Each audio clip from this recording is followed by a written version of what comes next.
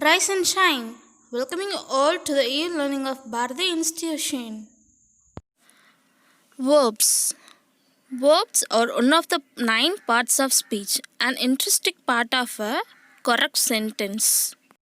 Before looking into the definition, it's worth saying that verbs are a very important part of speech and also a sentence. You can't write a sentence without a verb. So here are some sentences. They are all about dogs.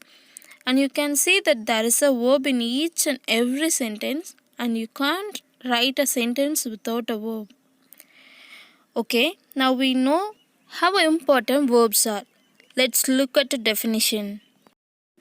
A verb is a word that used to denote an action, the condition of the subject, or what is possessed by the subject.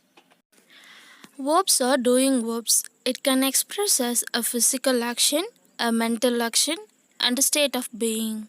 Well, let's look at each one in turn. Here are some sentences with verbs that express physical action. Smith catches the ball. Here, the word catches is a verb. It expresses the physical activity to catch. Next, the dog ran across the yard. In this example, the word ran is a verb. It expresses the physical activity to run. The cat sat by the window. In this example, the word sat is a verb. It expresses the physical activity to sit. While many verbs express physical action, verbs can also express mental actions. For example, he expects you to understand. Here, expects is a verb. It expresses mental activity to expect. Then, can you promise to work harder? The word promise is a verb. It expresses the mental activity to promise.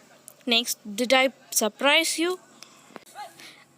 The word surprise is a verb. It expresses the mental activity to surprise.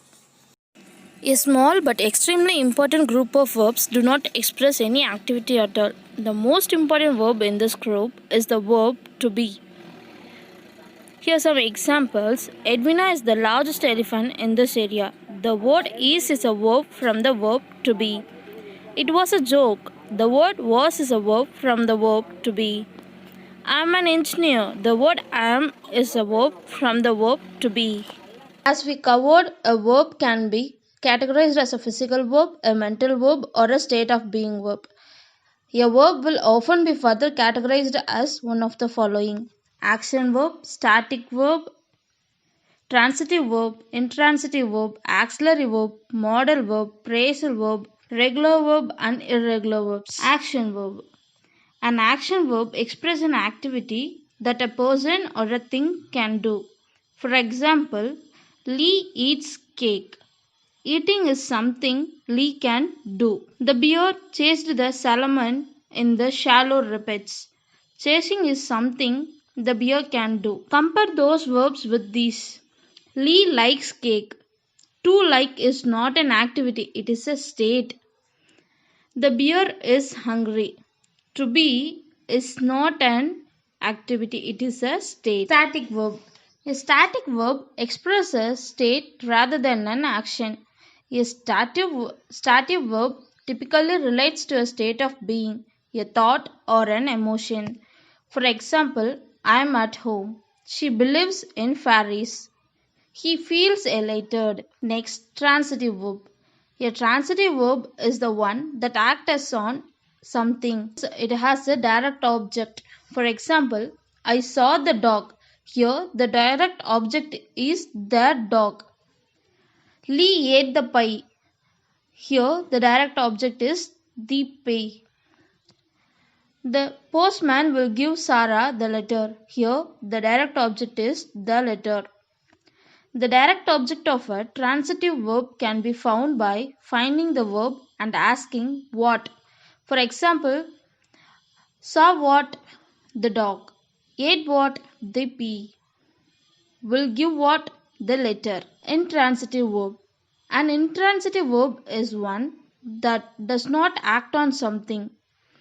There is no direct object. For example, the rain fell. My throat hurts. The cat sneezed. Next, auxiliary verbs. An auxiliary verb accompanies the main verb to help express tense, voice, or mood. The most common auxiliary verbs are be, do, and have in their various forms.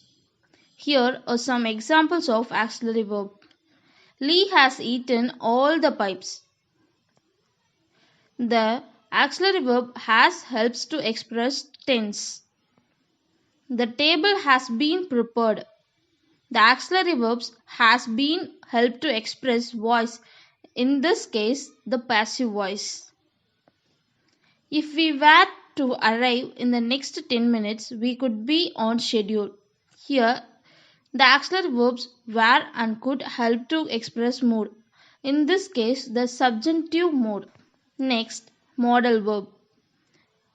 A modal verb is a type of auxiliary verb used to express ideas such as ability, possibility, permission, and obligation. The modal auxiliary verbs are can, could, may, might, must, ought to, shall, should, will, and would. For example, Lee can eat a lots of pies. Here, the modal verb can help us to express the idea of ability. Lee might eat that pea before he gets home. Here, the modal verb might helps to express the idea of possibility. Lee may eat as many peas as he likes. Here, the modal verb may helps to express the idea of permission. Lee should give you some of that pea given you bought. The modal verb should helps to express the idea of obligation. Next, phrasal verb. A phrasal verb is a verb made up of more than one word, usually two words. A phrasal verb has a main verb, another word, either a preposition or a particle. The phrasal verb usually has a meaning different to the main verb. For example, a burglar will often break a window to break in. Here, the phrasal verb break in means to enter illegally, which is different to break. If you drop the baton, the team will drop back to last place. Here, the phrasal verb drop back means to fall behind, which is different to drop. Then, regular and irregular verbs. A regular verb is the one that forms its simple past tense and its past participle by adding ed or d to the base form of the verb. For example, love, loved, has loved, hate, hated, has hated, move, moved, has moved.